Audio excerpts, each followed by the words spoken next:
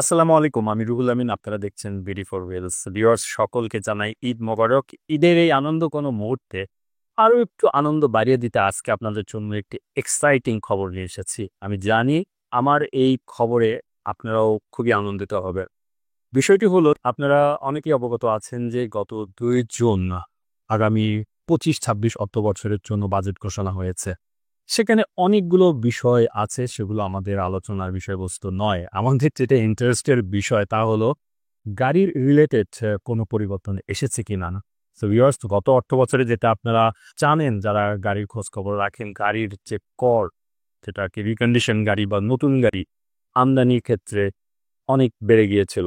সেটার জন্য কিন্তু অনেকেই যারা গাড়ি কিনতে ইচ্ছুক ছিল তারা কিন্তু লাস্ট মোমেন্টে এই বাড়তি করের জন্য গাড়ি কেনা থেকে বিরত থাকেন। তো তারা কিন্তু এইবার গাড়ি কেনার চিন্তাভাবনা করতে পারেন। আগামী অর্থবছরে কত পার্সেন্ট কমে এসেছে তা আমি জানাবো। পুরো ভিডিওটির সঙ্গে থাকুন এবং এর সাথে একটি এক্সট্রা বিষয় আছে সেটাও কিন্তু অনেক গুরুত্বপূর্ণ। সো ভিডিওটি পুরো দেখবেন তাহলে আপনারা এই বিষয়ে একটি ভালো আইডিয়া পাবেন। পুরো ভিডিওটির সঙ্গে থাকুন।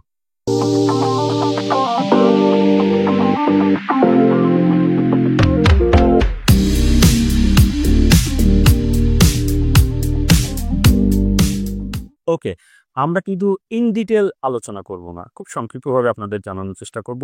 এই বাজেটে গাড়ি রিলেটেড কিছু গুরুত্বপূর্ণ পরিবর্তন এসেছে।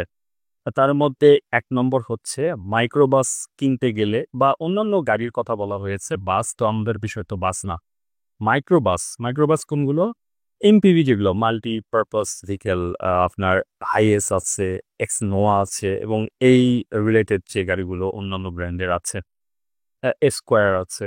তো এই যে মাইক্রোবাস এটি একটি ফ্যামিলি কার। এটা অনেকেই ব্যবহার করে বিভিন্ন বাণিজ্যিক প্রতিষ্ঠানে বা যাদের বড় ফ্যামিলি তারা কিন্তু এই মাইক্রোবাস ব্যবহার করে।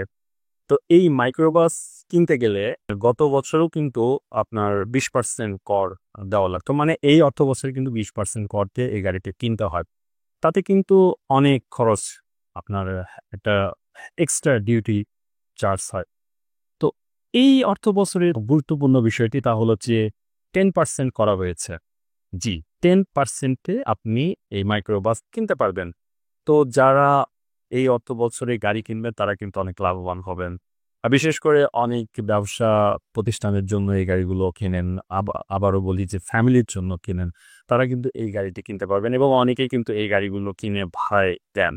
সো আপনারা কিন্তু বেশ লাভবান হবেন। এরপরে টায়ারের উপর থেকে ট্যাক্স কমানোর যে বিষয়টি, এটি এক্সাক্টলি কত পার্সেন্ট কমানো হয়েছে এটা জানি না। তবে যতটুকুই কমানো হোক না কেন এটা একটি বড় পরিবর্তন কিন্তু আমরা মেইনটেন্যান্স এ দেখব।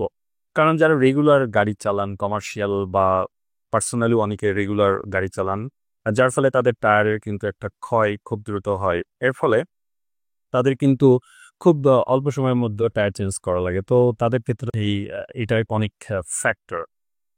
সো এটা কিন্তু বিশাল একটা পরিবর্তন। সো ভিউয়ার্স ভিডিওর শেষ পর্যায়ে চলে এসেছি। ভিডিও শেষ করার আগে দুটি কথা বলতে চাই।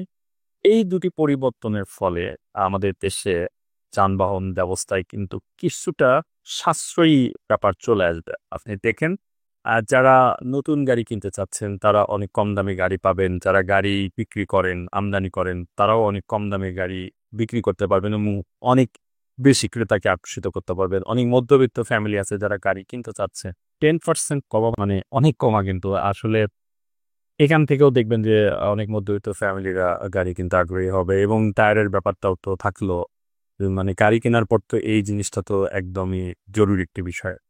সো আশা করি এই অর্থবছরে যারা গাড়ি কিনতে চাচ্ছেন অনেক লাভবান হবেন এবং আমরা আরো অনেক বেশি গাড়ি ওনার পাবো।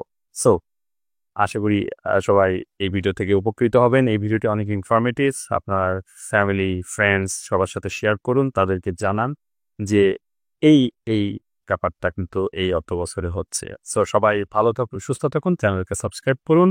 আল্লাহ হাফেজ।